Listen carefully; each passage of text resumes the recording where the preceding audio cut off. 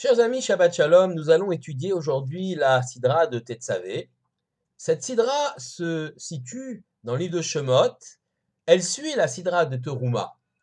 Dans Teruma, nous avons une Sidra qui explique, raconte la construction du Mishkan, c'est-à-dire de ce temple portatif dans le désert. Les descriptions sont nombreuses, la tente centrale, la cour, les tentures, les rideaux et bien sûr les différents objets qui s'y trouvent, que ce soit le Aron HaKodesh, l'arche sainte, que ce soit la menorah, le candélabre ou le shulchan, la table avec les 12 pains qui étaient changés donc tous les vendredis. Donc c'est une description exhaustive, le Misbéach, l'autel des sacrifices, que cette Sidra de Teruma. Arrive la Sidra de Tetzavé, où là, on va nous décrire les habits du Kohen Gadol, du grand prêtre, et des Kohanim qui vont officier dans ce Mishkan. Mais le début de la Sidra est une sorte de parenthèse, une sorte d'élément qui est mis en relief juillet-en plus tôt. La Sidra commence par Ve'ata Tetzavé, et Bene Israël, Veiku Elecha Shemen Zaitzach, Katit Lamaor, Lealot Nertamit. Et toi, tu ordonneras, Dieu parle à Moïse, aux enfants d'Israël, qu'ils prennent de l'huile d'olive pure, à partir d'olive concassée, l'amaor pour le luminaire, c'est-à-dire le candélabre, la menorah, les halot nertamid, afin d'y élever une flamme perpétuelle. Boel Moed, dans la tente d'assignation, Michutz la paoret, à l'extérieur du rideau, on va expliquer ce qu'est ce paoret, Asher ala Idout, qui lui tombe ce rideau sur ce qu'on appelle le témoignage. Il s'agit de l'arche d'alliance, l'arche sainte dans laquelle se trouve le premier Sefer Torah que Moïse a écrit sous la dictée de Dieu, ainsi que les tables de la loi. Yaochoto Aaron, dont Aaron arrangera cette menorah, les flammes, Uvanav et ses fils, Merevad Boker, du soir au matin, Lifne Hashem, devant Dieu, Chukat Olam le Dorotam, une loi perpétuelle pour toutes les générations, mais Et Béné Israël, pour les enfants d'Israël. Ce verset ou ces versets appellent évidemment quelques commentaires. Tout d'abord, l'huile utilisée pour la confection de la menorah doit être la première huile, la plus pure, venant de la première pression à froid des olives. Deuxième élément intéressant, on parle de nertamid, de flamme perpétuelle. Alors, il est vrai que ces flammes-là, comme on le voit dans le verset suivant, Merevad Boker, du soir au matin, étaient allumées tous les soirs et on y mettait la quantité d'huile nécessaire pour les nuits d'hiver et également pour les nuits d'été, donc la même quantité d'huile tous les soirs de l'année. Évidemment, elle était calculée sur la base des nuits d'hiver plus longues, de façon à ce que, effectivement, les flammes ne s'éteignent pas avant le matin. Tamid également, ça veut dire perpétuel. Il y a une notion effectivement aussi, non seulement bien sûr d'action répétitive tous les soirs, mais de perpétuité dans l'histoire. Et on le voit dans le verset suivant, lorsque on parle de Chukat Olam, de loi éternelle, le Dorotam, pour toutes les générations, pour les enfants d'Israël. Et là, évidemment, on touche quelque chose d'important, c'est que cette mitzvah de la menorah va se perpétuer dans l'histoire. Mais je reviens sur cette parenthèse. Question que pose notamment le Rav Ariel, on ne comprend pas. On a décrit là, dans la Sidra Trouma, le Mishkan, avec tous ces éléments.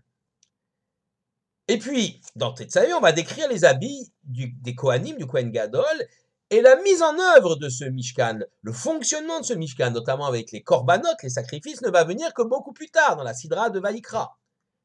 Pourquoi alors revenir sur, cette fois-ci, l'allumage de la menorah, alors qu'on a déjà parlé de la menorah dans la Sidra de Teruma, de sa description, de sa fabrication.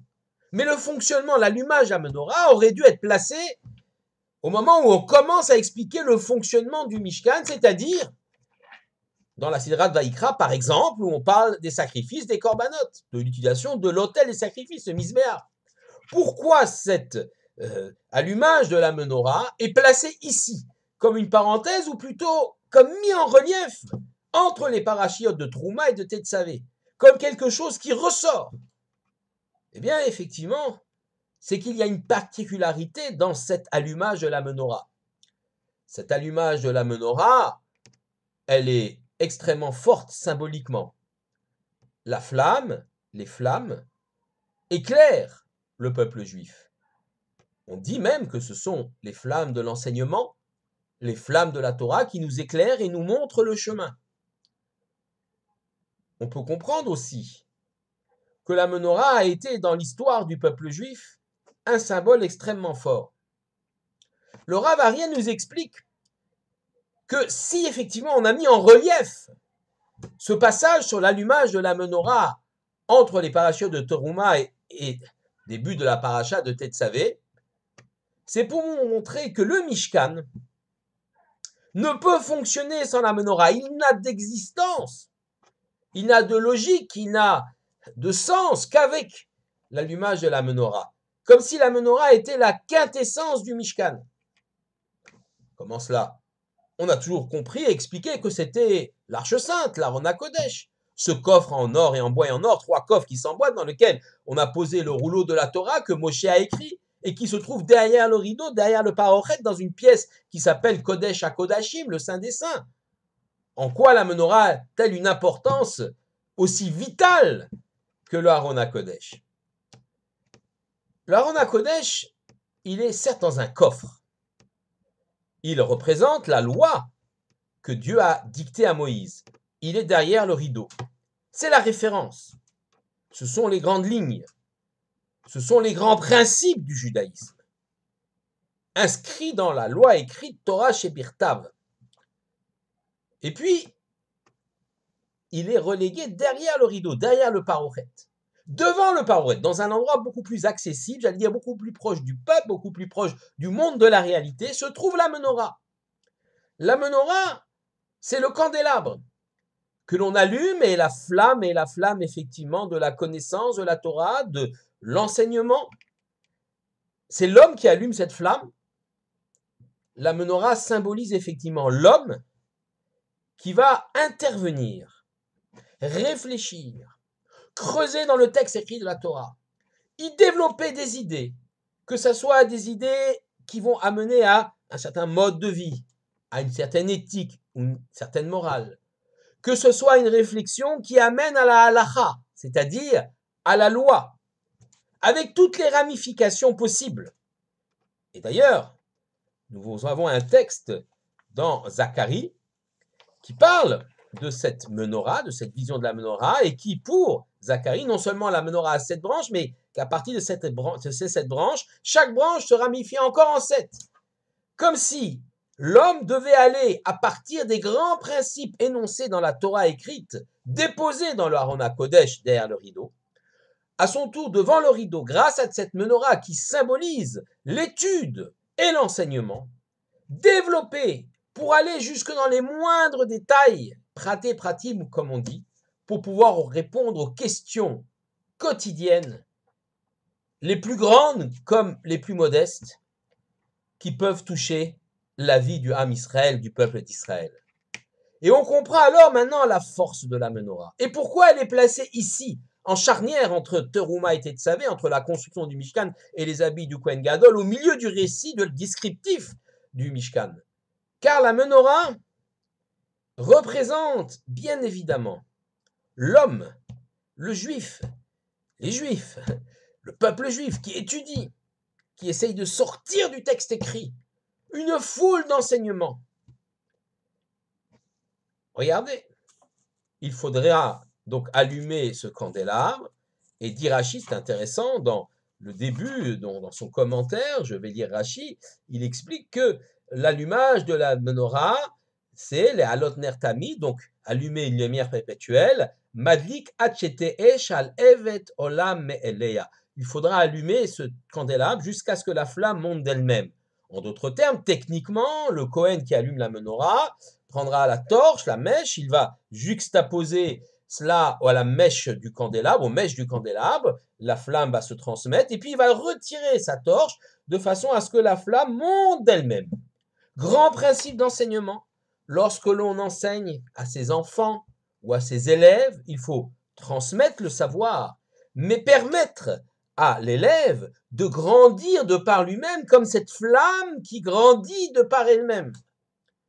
Et on comprend alors la force, finalement, de la menorah, de ce chandelier, force qui va se perpétuer à travers les générations. On raconte que lors de l'inauguration du Mishkan, du sanctuaire dans le désert, chaque prince va amener des offrandes magnifiques, somptueuses, pour la construction de ce Mishkan. Et puis, Aaron, le grand prêtre, va se sentir mal. Il dit, mais ils ont tout amené, il n'y a plus rien à amener. Quelle mitzvah je vais avoir? Et Dieu lui dit, t'inquiète pas, ta mitzvah sera grande et plus grande encore, puisque tu auras le privilège d'allumer le candélabre, d'allumer la menorah. Et cette mitzvah ne disparaîtra jamais. Comment cela ne disparaîtra jamais? Le temple a été détruit, les flammes de la menorah ont été éteintes, la menorah a été emportée par les troupes de Titus à Rome. On le voit, gravé sur l'arc de triomphe de Titus à Rome. Comment peut-on dire que la menorah ne s'éteindra jamais? La flamme, la lumière que représente la menorah, cette lumière de l'étude, de l'apprentissage et de l'enseignement et de la transmission du savoir par les hommes et les femmes, par les êtres humains constituant le peuple juif, cela ne se tarira jamais. On le voit dans les flammes du Shabbat. Et bien sûr, les flammes de Hanouka qui, comme par hasard, c'est pas un hasard, ce sont bien des Hashmonaïm, une famille de Kohanim, descendants d'Aaron, qui vont libérer le peuple juif de l'emprise grecque qui justement voulait déraciner, détruire la Torah. Ces flammes-là ne s'éteindront jamais. Les flammes des maisons d'études, les lumières des maisons d'études, qui permettent aux uns et aux autres d'apprendre et de transmettre, cela ne s'éteindra jamais. C'est pourquoi, et c'est intéressant, finalement, on peut dire que la menorah va devenir extrêmement populaire, au point de devenir le symbole majeur du peuple juif.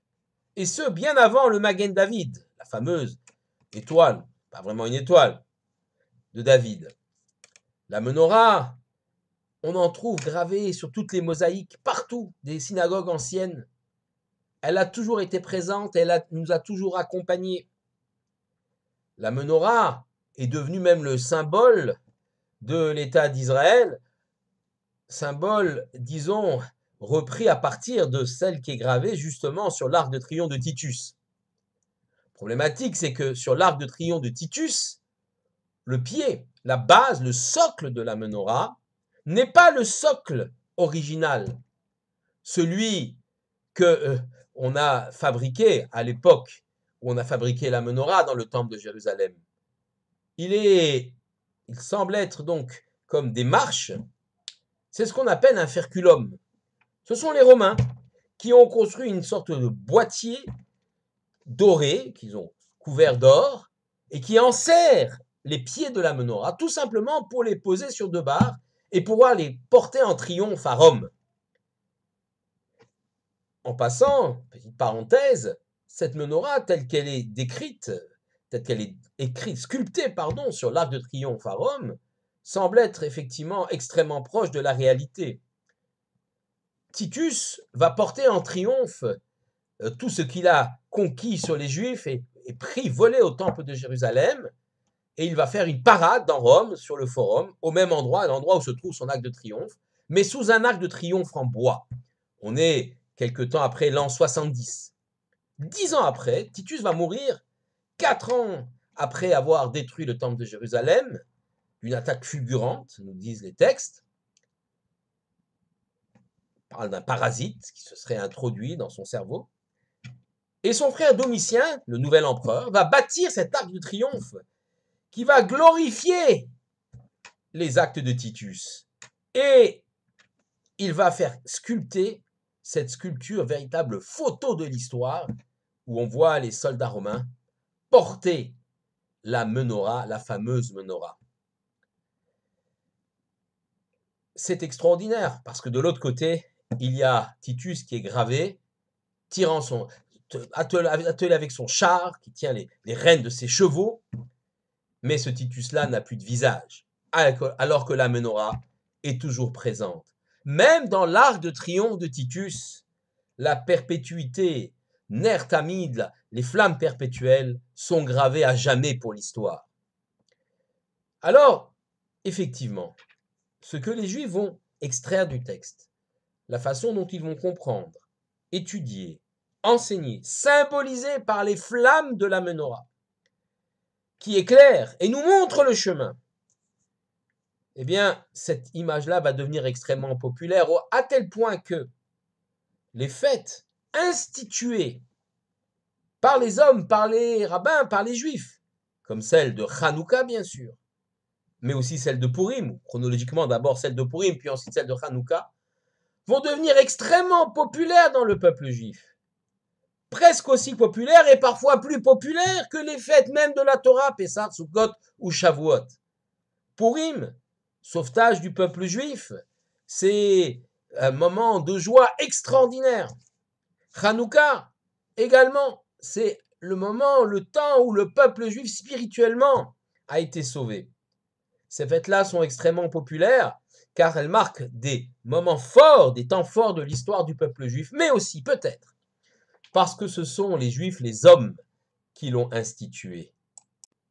Or, l'institution de ces deux grandes fêtes, qui n'ont pas les règles des fêtes de la Torah, marque effectivement l'initiative humaine au sein même de la Torah. Et cette initiative humaine est symbolisée par les flammes de la menorah, encore une fois.